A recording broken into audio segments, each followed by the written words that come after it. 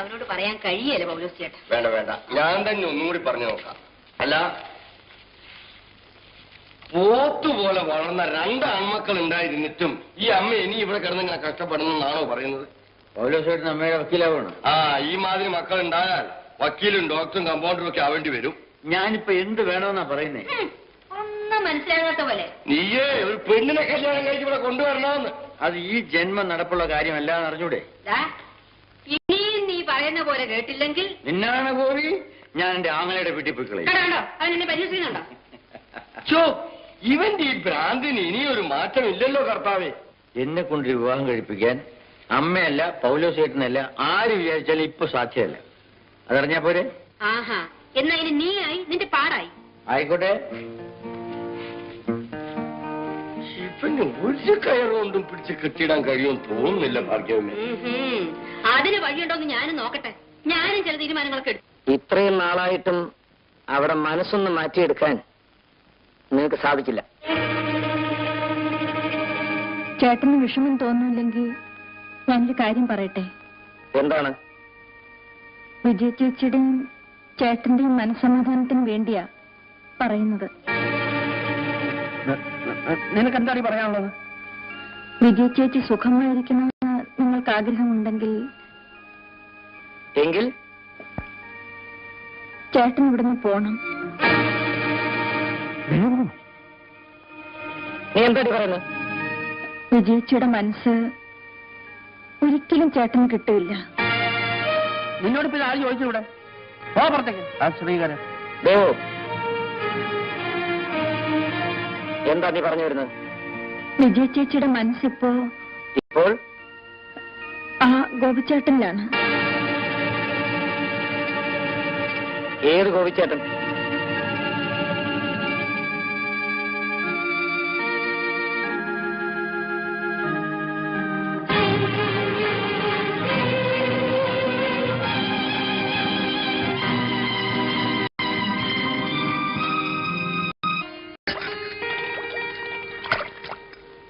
നിങ്ങളത് കുത്തിക്കോ, ഞാൻ വരുന്നു.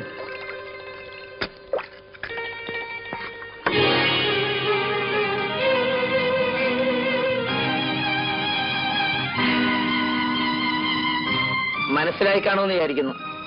ഇല്ല. ഇത് വരച്ചാരാണെന്ന് അറിയാമോ? അറിയാം. പക്ഷേ ഇത് എന്റെ മുമ്പിൽ കൊണ്ടുവന്നിട്ടത് മനസ്സിലായില്ലല്ലേ? അതല്ലേ ചോദിച്ചത്. എടാ, നിന്റെ കൂടെ തെളി കിടന്ന് വരലാൻ ഇവിടെയുള്ള പെൺകുട്ടികളൊന്നും പോരാ അല്ലേ? സ്വത്തും സൗകര്യമുള്ള പെൺകുട്ടികളെ അല്ലാതെ ഇങ്ങേർക്ക് നോട്ടമില്ലല്ലോ. എടാ, അന്ന് നിന്റെ വീട്ടിൽ നിന്ന് ഇറങ്ങിപ്പോകുന്ന ഗോപി അല്ല ഞാനിന്ന്. പക്ഷേ ഞാൻ അന്നത്തെ ശശി തന്നെയാ. അല്ല, അതിനേക്കാൾ വിഡ്ഢിയാണെന്ന് തോന്നുന്നു. ആരാണ് വിഡ്ഢി ആരാണ് സമർത്ഥനെന്നൊക്കെ നമുക്ക് കണ്ടറിയാവുന്ന കാര്യങ്ങളല്ലേ. ഞാനും വിജയലക്ഷ്മിയും തമ്മിലുള്ള വിവാഹം അവളുടെ വീട്ടുകാര് നേരത്തെ തീരുമാനിച്ചാണ്. ആ വിവരം നിന്നെ ഒന്ന് അറിയിച്ചിട്ട് പോകാമെന്ന് കരുതി.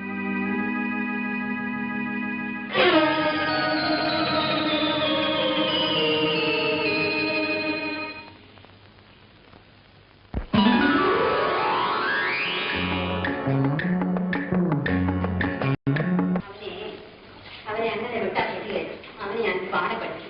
ഈ കാലൊക്കെ എടുത്തോ, ഈ നടക്കും. അത് തൊഴിലില്ല, അവന് കുറച്ച് അഹങ്കാരം കൂടുതല. അവനെ ഞാനൊരു പാഠം പഠിപ്പിക്കുന്നു.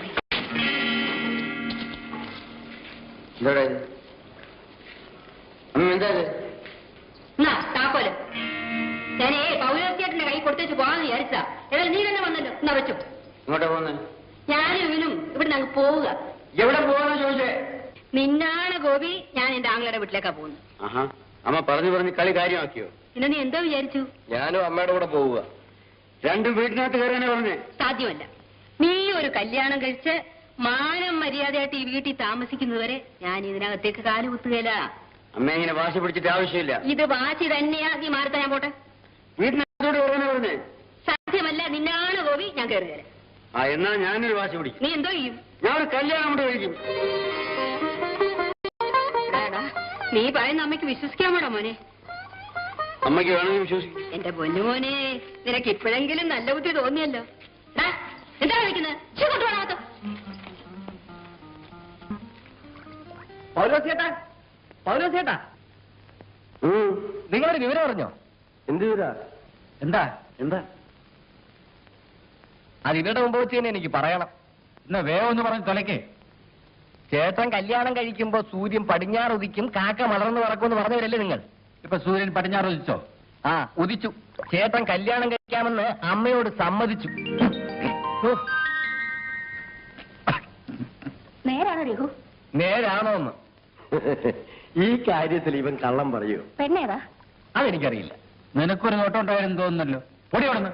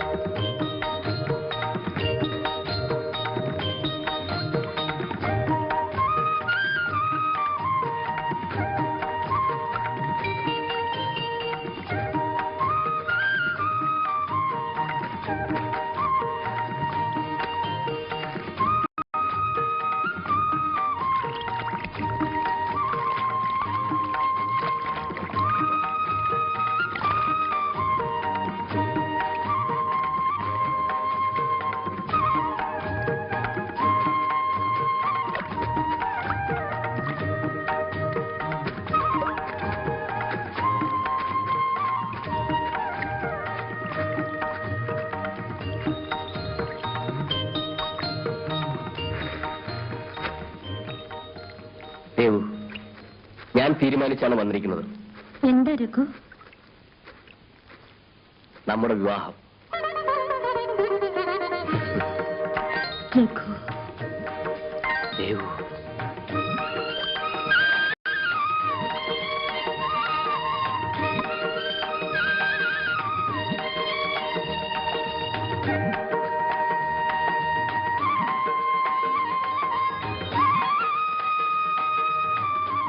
അയ്യോ ചേട്ടാ, ആരെങ്കിലും കാണും.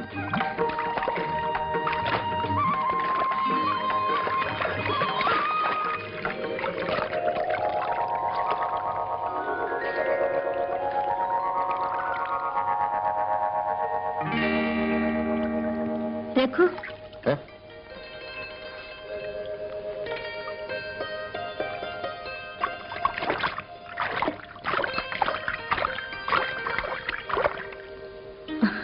രഘു എന്താ ഇങ്ങനെ നോക്കി നിൽക്കുന്നത്? ദേവു ഒരു കാര്യം പറഞ്ഞോ? എന്താണ്? ഞാൻ രക്ഷപ്പെട്ടു. ഗോപിച്ചേട്ടൻ എന്റെ വഴിമുടക്കി നിൽപ്പല്ലായിരുന്നു. ചേട്ടൻ കല്യാണം കഴിക്കാമെന്ന് അമ്മയോട് സമ്മതിച്ചു. നേരോ? അതെ. പെണ്ണേതാ രഘു? അതൊന്നും എനിക്കറിയത്തില്ല. ഞാനൊരു പെണ്ണിനെ കണ്ടുവച്ചിട്ടുണ്ട്.